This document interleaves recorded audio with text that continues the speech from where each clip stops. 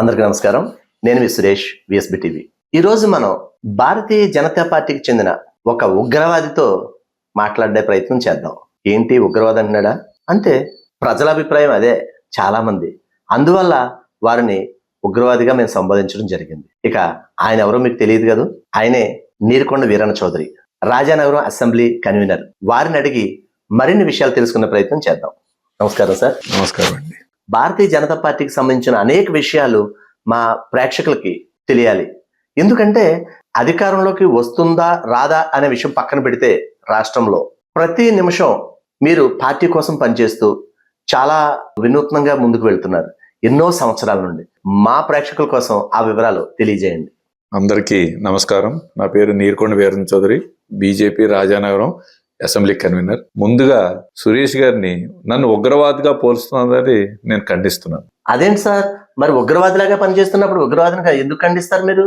మీరు పార్టీ రాష్ట్రంలో అధికారంలోకి సుమారుగా వచ్చే అవకాశం లేదని తెలుసున్నా సరే మీరు నిరంతరం అదే పనిగా పార్టీ పార్టీ పార్టీ నా జెండా భుజాన వేసుకుని తిరుగుతూనే ఉన్నారు. మరి మిమ్మల్ని ఉగ్రవాది కాకుండా ఏమనుకుంటారు? మేము భారతీయ జనతా పార్టీలోకి ఈ రాష్ట్రాన్ని ఆదుకుని విడదీసిన పార్టీని వదిలేసి ఈ పార్టీలోకి వస్తాం జరిగింది. వచ్చిన తర్వాత ఈ పార్టీ గెలుస్తుందా గెలదా అని కాదు, దేశం ముఖ్యం మనకి. ఈ రాష్ట్రంలో ప్రాంతీయ పార్టీలు ఎదుగుతాం వల్ల ఎంత చేసినా భారతీయ పార్టీ మీరు ఇందాక చేసిన నింద నేను ఖండిస్తున్నాను. ఇక్కడ అధికారం రాదని తెలిసినా కూడా నిస్వార్థంగా దేశం కోసం పనిచేసే కార్యకర్తల్ని నేను చూస్తాం, గమనిస్తాం. నేను కూడా వారి ఆదర్శంగా తీసుకుని దేశం కోసం కష్టపడతాం నేర్చుకున్నాం. కానీ ఈ రాష్ట్రంలో జరిగే పరిణామాల గురించి మేము ఎక్కడా కూడా ఆలోచించకుండా రాష్ట్ర పార్టీ కానీ కేంద్ర పార్టీ కానీ ఏ పిలిపించినా భారతీయ జనతా పార్టీ సైనికుడిగా ఖచ్చితంగా పనిచేసి నిస్వార్థ పరులు ఉన్న పార్టీ ఏకైక పార్టీ భారతీయ జనతా పార్టీ. అది ఎందుకంటున్నానంటే తమరికి అధికారం రాదని తెలిసి కూడా అని మీరు అన్నారు. అధికారం రాదని తెలిసినా కూడా నిరంతరం దేశం కోసం పనిచేసే ఏకైక పార్టీ భారతీయ జనతా పార్టీ. ఓకేనండి. ఇప్పుడు రాష్ట్ర ప్రభుత్వం అమలు చేస్తున్న అనేక కార్యక్రమాలు, సంక్షేమం కావచ్చు, మరొకటి కావచ్చు, ఇవి మా పార్టీ నుంచి వచ్చినవని మీ వాళ్ళు చెబుతారు. మరి ప్రజల్లోకి తీసుకెళ్ళలేకపోతున్నారా? లేకపోతే ఏదో చెప్పాలి కదా, ప్రజలు వింటున్నారు కదా అని మా పథకాలు ఇవన్నీ చెబుతున్నారా? భారతదేశంలో అన్ని రాష్ట్రాలకి కేంద్ర సహకారాలు లేనిదే ఏ రాష్ట్రం కూడా నడవదు. కానీ డబుల్ ఇంజిన్ సర్కార్ అంటే కేంద్రంలో భారతీయ జనతా పార్టీ, రాష్ట్రంలో భారతీయ జనతా పార్టీ 18-19 రాష్ట్రాల్లో మోడీ గారి ఆధ్వర్యంలో అధికారంలో ఉన్నాయి. అక్కడ ఎక్కడా లేని సమస్య ఆంధ్ర రాష్ట్రంలో మా పథకాలు ఎందుకు వెళ్తలేదంటే ఈ కుటుంబ పార్టీలు, ప్రాంతీయ పార్టీలు బలంగా ఉన్నాయి కాబట్టి మేమిచ్చింది వారు కూడా విస్మరించి మా మోడీ గారు బొమ్మ వేస్తాను కానీ కేంద్ర ప్రభుత్వం ఇచ్చిందని చెప్పి దాన్ని తీసుకెళ్తాను. కొంతవరకు మీ మాటకి నేను వైఫల్యం అయ్యామని నేను ఒప్పుకుంటాను. మీరు ఎంతసేపు హిందువులకు సంబంధించిన పార్టీ అనే ఒక ప్రచారం ఉంది, అది ఎంతవరకు కరెక్ట్? మిగిలిన కులాలంటే మీకు పడదా? హిందూయిజం ఎజెండా తోటి హిందూ దేశం కాబట్టి భారతీయ జనతా పార్టీ హిందూ దేశంలో పుట్టిన పార్టీ కాబట్టి హిందుత్వం మీద ఉన్న పార్టీ, భావజాలు ఉన్న పార్టీ కాబట్టి కొంత రాజకీయాల్లో నిందలేస్తారు. కానీ అది చాలా పొరపాటు అండి. ఇక్కడ పార్టీని చేసిన అబ్దుల్ కలాం గారు ఎవరండి? ప్రెసిడెంట్ ఆఫ్ ఇండియా చేసింది భారతీయ జనతా పార్టీ. దాన్ని ప్రాంతీయ పార్టీ అధ్యక్షులు నేనే చేశానని చెప్పుకుంటారు, తప్పులేదు. అలాగే మన రామ్నాథ్ కోవింద్ గారు ఏ కాస్ట్ సార్? నెక్స్ట్ ఇప్పుడున్న మన రాష్ట్రపతి గారు ఒక ట్రైబల్ మహిళ. ఈ దేశంలో అత్యుత్తమైన స్థానం, రాష్ట్రపతి స్థానం అన్ని కులాలని, అగ్రవర్ణాలని లేదా వాళ్ళందరినీ కాకుండా నేను చెప్పిన ఈ ముగ్గురే మీకు ఆదర్శనం. బాగుంది సార్. మీరు మా ప్రేక్షకులకి ఏదైతే మెసేజ్ ఇవ్వాలనుకుంటున్నారు రానున్న ఎన్నికలకు సంబంధించి, అసలు మీ గమనం ఎటు? ఇప్పుడు ఇందాక మీరు మా మీద మేము చేసిన ప్రచారం చేసుకుంటలేదని ఒక అభియోగం వేశారు. నిజమే. నాకు ఒక భారతీయ జనతా పార్టీలో ఈ 9.5 సంవత్సరాలు బట్టి నాకు కన్వీనర్గా వేసిన నవంబర్ నెల నుంచి ఒక గొప్ప అవకాశం వచ్చింది నాకు. గత కన్వీనర్లకు రాలేదని కాదు. ఏమిటంటే ఒకటి వికసించిన భారత్ 2047కి ఏమి చేయబోతున్నారు, నరేంద్ర మోడీ గారి ఆధ్వర్యంలో భారతదేశాన్ని ఎటు తీసుకెళ్తానని ఒక ఎల్ఈడి వ్యాన్ వచ్చింది. నా నియోజకవర్గంలో 86 గ్రామాలు సభలు సక్సెస్ఫుల్ గా అయినాయి, ఎక్కడ పీస్ఫుల్ గా. అలాగే ఈ అయోధ్య అక్షంతల్ని ప్రతి గడపకి అందిస్తాం జరిగింది. అలాగే మనకి ఏ కుటుంబంలో అయినా రామాయణం చెప్తాం. ఎందుకంటే కొడుకు అంటే అట్లా ఉండాలి, భర్త అంటే అట్లా ఉండాలి, రాజు అంటే అట్లా ఉండాలి, ప్రజల కోసం అలసి రామరాజ్యం అంటే ఇట్లా రాముడిని చూపిస్తాం. అటువంటి అయోధ్య రామ మందిరం బాలరాముని ప్రతిష్ఠ జరుగుతూ మన వికసిత్ భారత్ ద్వారా మీరు అన్నట్టు మా మీద ఏదైతే దుష్ప్రచారాలు జరిగినాయో ప్రభుత్వం అధికారులతోటి ప్రతి గ్రామంలోనూ ప్రజలకి లబ్ధిదారులకి నరేంద్ర మోడీ గారు ఏమిచ్చారు ఈ దేశానికి, మన రాష్ట్రానికే కాదండి ఈ దేశానికి, అలాగే దాని ద్వారా ఈ విడిపోయిన ఆంధ్ర రాష్ట్రానికి ఎన్ని నిధులు ఇచ్చారో అన్నీ కూడా విపులంగా చెప్తే లబ్ధిదారులతో పాటు అక్కడ ఉన్న ప్రజలు అందరూ కూడా ఇంత చేశారా భారతీయ జనతా పార్టీ, మోడీ గారు ఇన్ని పథకాలు పెట్టారా అని చెప్పి ఆశ్చర్యపోతాం. వాళ్ళ కళ్ళల్లో ఆనందం చూసి నేను అటువంటి మహనీయుడికి మనం అందరం ఒకసారి ఆరోగ్యంగా ఉండాలని దేశాన్ని ముందు తీసుకెళ్ళాలని కోరితే హర్షధ్వానాలు కొట్టివారు. అంటే ఈవేళ మోడీని మేము ఈ రాష్ట్రానికి ఇవ్వలేదని దుష్ప్రచారం చేసి పార్టీలకి, వాళ్ళు ప్రాంతీయ పార్టీల అధికారంలో ప్రజలు ఓటేసారు, అధికారులు ఉన్నారు, మాకు మీరు ఇందాక అన్నట్టుగానే ఓటు లేకపోయినా మాకు అటువంటి ప్రధానమంత్రి ఉండటం మా అందరి అదృష్టంగా భావించి వారి కోసం నిరంతరం ఏ పిలిపించినా పని చేస్తున్నాను, అంతేగాని వేరే నేను ఉగ్రవాదిని అయితే కాదు. అలాగే 500 సంవత్సరాల భారతీయుల కళని నెరవేర్చిన ప్రధానమంత్రి మనకు దొరుకుతాం. ఆ సంఘటన పూర్వం రామాయణం ఎలాగుందో పుస్తకాల్లోనో లేకపోతే సినిమాల్లోనో చూసాం. ప్రత్యక్షంగా నేటి తరం ఇప్పుడు పుట్టిన ఎవరైతే ఉన్నారో ప్రపంచవ్యాప్తంగా వారు చూసిన ఈ అయోధ్య రామోత్సవం వాళ్ళ జీవితాలు ధన్యమైనవి అని నేను భావిస్తూ అటువంటి ప్రధానమంత్రి ఉండటం మనకి మళ్ళీ రామరాజ్యం ఇలాగుంటాయి, రాముడు ఇలాగుంటాడు, రామరాజ్యం ఇలా పరిపాలిస్తుంది అని చెప్పి, ఎందుకంటే నరేంద్ర మోడీ గారు కూడా ఆర్టికల్ 370 కానీ ముస్లిం మహిళలు తలాక్ కానీ ఎన్నో, అలాగే ప్రతి ఇంటికి ఎంతమంది కుటుంబ సభ్యులు ఉంటే ఆరోగ్య రూపాయి కట్టించకుండా ఆయుష్మాన్ భారత్ అని కార్డు ఇస్తాం. 115 మందులు ఉచితంగా మీరు ఎక్కడ ట్రీట్మెంట్ చేసినా వెళ్ళి అడిగితే ఇచ్చేలాగా ఎన్నో కార్యక్రమాలు చేశారు. ఇదేంటంటే మీరు అన్నది నేను ఖచ్చితంగా శిరసవహిస్తాను, ఎందుకంటే కొంచెం ప్రచారంలో మా పార్టీ ఈ రాష్ట్రంలో వెనకబడింది. కానీ వికసిత్ భారత్ వ్యాన్ వచ్చిన తర్వాత నరేంద్ర మోడీ గారు చేసే పథకాలు పల్లె పల్లెకి వాటికి తిరిగి వారి వెనకాల నడుస్తానికి వేళ భారతదేశ ప్రజానీకం మన రాష్ట్రంలో కూడా మోడీ గారు లాంటి నాయకుడు లేడని కరుడు కట్టిన అవతల పార్టీ ప్రాంతీయ పార్టీ వాళ్ళు కూడా మా దగ్గరకు వచ్చి మాకు ధన్యవాదాలు చెప్తుంటే మా జీవితం పులికిచ్చిపోయింది. నరేంద్ర మోడీ గారి పార్టీలో ఉన్నందుకు మేము గర్వపడుతున్నాం. ఇంకొక విషయం, ఈ మధ్య ప్రధాని నరేంద్ర మోదీ గారు విద్యార్థులతో డైరెక్ట్ గా మాట్లాడిన ఒక సన్నివేశం మన తూర్పుగోదావరి జిల్లాలో మీ రాజానగరం మండలంలో జరిగిందని ఒక ఇది వచ్చింది, బయటకు ఒక సమాచారం ఉంది. అది ఏంటో ఎవరికీ తెలియదు. దాని గురించి ఏమైనా చెప్పగలరా? ఓటు దినోత్సవం నాడు ప్రధానమంత్రి గారు నేరుగా మొదటిసారి ఓటు వచ్చిన విద్యార్థులతోటి దేశవ్యాప్తంగా ఇంటరాక్ట్ అవటానికి యూనివర్సిటీలు కాలేజీల్లోకి వెళ్ళి ఆడిటోరియంలో నమో యాప్ ద్వారా వాళ్ళకి లైవ్ టెలికాస్ట్ చేసి, మీకు మా జీవితంలో మొట్టమొదటిసారి ఓటు హక్కు వచ్చింది, ఈ ఓటుని మీరు ఎలా వినియోగించుకోవాలి అంటే అన్నది ఆయన ఒకసారి చెప్తూ జరిగింది. నా అదృష్టం కొలిది నా నియోజకవర్గంలో ఎడ్యుకేషనల్ హబ్ రాజానగరం నియోజకవర్గం. అంటే రాజానగరం మండలంలో ఉన్న కాలేజీలు మనకి చుట్టుపక్కల ఎక్కడ ఉండవు. ఒక మెడికల్ కాలేజు, ఒక ఇంజనీరింగ్ కాలేజు, ఒక నన్నయ్య యూనివర్సిటీ, బీఫార్మసీ యూనివర్సిటీ, అలాగే చాలా ఉన్నాయి చెప్పుకుంటే వెళ్తే చిన్న పెద్ద, అలాగే డెంటల్ కాలేజీ కూడా ఉంది.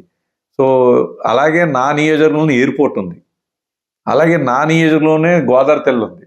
సో రాజానగరం నియోజకవర్గంలో నాకు ఈ బాధ్యతలు ఇచ్చిన తర్వాత మా ప్రధానమంత్రి గారు చేసిన మంచి పనులు ప్రజలకి చేరువ చేస్తంలో నేను నా శక్తి సామర్థ్యాలకి నాకు ఆయన చేసి పనిలో నా పని అంత అని చెప్పి వారి పథకాలను నేను ప్రజల్లో తీసుకెళ్తాం జరిగింది. ఆ రోజు విద్యార్థులకి వారు మీకు ఓటు వచ్చింది, ఓటు అంటే ఏమిటి, దాని హక్కు అంటే ఏంటి, బలమైన నాయకుడిని ఎన్నుకుంటే మీ పిల్లల భవిష్యత్తు బాగుంటుంది, మీ జీవితాలు బాగుంటాయి, అంతేగాని ఓటుని దుర్వినియోగం చేయకుండా బలమైన నాయకుడికి ఇవ్వమని వారు కొత్తగా ఓటర్లకి నిర్దేశించడం జరిగింది. విద్యార్థులందరూ కూడా చాలా అది హిందీలో ఉండటం వల్ల కొంతమందికి ఇబ్బంది అయింది, కానీ చాలా చక్కగా దేశవ్యాప్తంగా నడ్డా గారు యువమోర్చా ఆధ్వర్యంలో జరిగింది. అది ఒక కాలేజీకి గౌరవులు సోము వీరాజు గారు వెళ్ళారు, ఒక కాలేజీకి మన బాబ్జీ గారు వెళ్ళారు, నేను వికాస్ కాలేజీకి వెళ్ళటం జరిగింది. ఆ విద్యార్థులతోటి ఓటు వచ్చిన విద్యార్థుల ఆనందం చూసి వాళ్ళందరూ కూడా make in India, made in India, లేకపోతే మన వేళ ఎక్కడో చంద్రమండలంలో కూడా మనమే వెళ్ళాం. ప్రపంచ దేశాల్లో ఎంతో ముందుకెళ్ళినా కానీ కరోనా మందు కూడా మనమే ఇచ్చాం. ఇటువంటి ప్రధానమంత్రి ఉండాలని యువత అంటుంటే మాకు కూడా ఈ రాష్ట్రంలో మంచి రోజులు వస్తాయని నేను అనుకుంటున్నాను. రానున్న సార్వత్రిక ఎన్నికల్లో మీ రాజానగరం నియోజకవర్గానికి సంబంధించి కేంద్ర ప్రభుత్వ పథకాల గురించి ప్రజల్లోకి వెళ్ళి ప్రతి ఒక్క పథకం గురించి కూడా మీరు వివరించగలరా? ఖచ్చితంగా వివరించాం. వికసిత్ భారత్ వ్యాన్లు వేసుకుని మేము వివరిస్తాం కాదు, అధికారులతో చెప్పించాం. రాష్ట్ర ప్రభుత్వం అనుసంధానం నడిచే అధికారులు ఉన్నారు, వారికి రైతులకి ఏమిచ్చారు, పుట్టబోయే బిడ్డకి ఏమిచ్చారు, గర్భిణీ స్త్రీకి ఏమిచ్చారు, పుట్టిన బిడ్డకి ఏమిచ్చారు, వృద్ధాప్యంలో దాకా మనకి ఎన్ని పెన్షన్ స్కీమ్స్ పెట్టారు, ఆరోగ్యం మీద కానీ చదువు మీద కానీ ఎన్నో రకాల 114 స్కీములు పెడితే నాకు కూడా ఈ వికసిత్ భారత్ వ్యాను ఆ బుక్ వేసేదాకా ఒక 20 పథకాలే తెలుసు. దాన్ని నేను ఒప్పుకుంటాను. కానీ దేశవ్యాప్తంగా ఆయన పెట్టిన పుస్తకాలు చదివిన తర్వాత ఇంత సేవ చేసి ప్రధానమంత్రి దొరుకుతాం మన భారతీయులుగా గర్వపడాలని నేను ఖచ్చితంగా పథకాలు అన్ని చదివాను. ఇంప్లిమెంటేషన్లో కొంచెం ఇబ్బందులు ఉంటున్నాయి. కేవైసీ లేకపోతే అర్హత ఉన్న వాళ్ళకి ఇవ్వాలి. ఈ పథకాలు తెలుసుకుని అందరికీ రావాలంటే రావు, అర్హత ఉన్న లబ్ధిదారులకే వస్తాయి. అది వినియోగించుకోమని మేము చెప్పాం. మిగతా పథకాలను కూడా రాష్ట్ర ప్రభుత్వం ముందుకు తీసుకెళ్ళాలి. ఇప్పుడు ఫైనల్గా అంటే కొంచెం బ్రీఫ్గానే, ఎక్కువ చెప్పడం అంటే చాలాసేపు ఉంటుంది. ఎందుకంటే భారతీయ జనతా పార్టీ వాళ్ళు ఏదైనా చెప్పడంలో, వివరించి చెప్పడంలో దిట్ట అనేది అందరికీ తెలిసిన విషయం. కానీ మా ప్రేక్షకుల కోసం మీ పార్టీ గురించి తక్కువలో ఎక్కువ సమాచారం. ఈవేళ ప్రపంచ దేశాల్లో అగ్రదేశంగా మనకు అప్పుడే 1947 ఆ స్వతంత్రం వస్తే 2047కి అగ్రరాజ్యంగా తీర్చిదిద్దే పథకాలతోటి భారతీయ జనతా పార్టీ పనిచేస్తుంది నరేంద్ర మోడీ గారి సారథ్యంలో. దీన్ని ప్రజలు కూడా గమనించారు, యువత గమనించింది. ఇప్పుడు మీరు కొంచెం మనం మాట్లాడితే వాజ్పేయి గారు పెట్టిన అంగన్వాడీ స్కూల్స్లో భోజనం కానీ, పిల్లలకి మధ్యాహ్నం భోజనం కానీ, అది ఇప్పటికీ ఏ ప్రధానమంత్రి వచ్చినా నడుపుతున్నారు. అలాగే నేషనల్ హైవేస్ ఆ రోజు భారతీయ జనతా పార్టీ వేసింది, అది ఇప్పటికీ ఎక్స్ట్రా 6 లైన్స్ అవుతున్నాయి.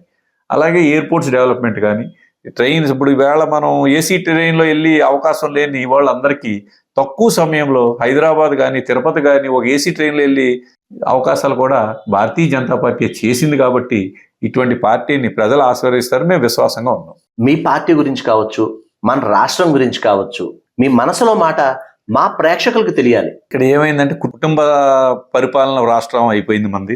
అక్కడ కుటుంబాల మీద వాళ్ళ వారసుల్ని తీసుకొచ్చి పార్టీలు, ప్రాంతీయ పార్టీలు ఉండటంలో వాళ్ళ కక్షలను తీర్చుకుంటూ ఆంధ్ర రాష్ట్రాన్ని అభివృద్ధిని గాలికి వదిలేసేసి ఒకళ్ళ మీద ఒకళ్ళు నిందలు వేసుకుంటూ, భాష కానీ విధానం కానీ, ఈ నిందలన్నీ చట్టం దాని పని చేసుకెళ్ళిపోతుంటుంది.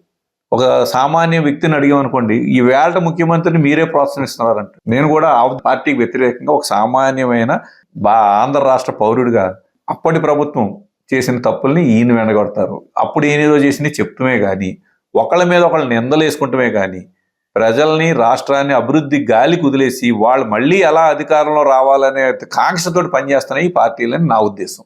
యాజ్ ఏ కామన్ మ్యాన్గా చెప్తున్నాను. రానున్న సార్వత్రిక ఎన్నికల్లో ప్రజలు ఎలా ఉంటే బాగుంటుంది అంటే వారి ఆలోచన విధానం అనేది మీ మాటలో ఒక సగటు బాధ్యత గల పౌరుడిగా మా ప్రేక్షకులకు వివరించండి. నేను గ్రామాల్లో తిరిగినప్పుడు ఎమ్మెల్యే ఓటు గురించి ఎవరు మాట్లాడతలేదు.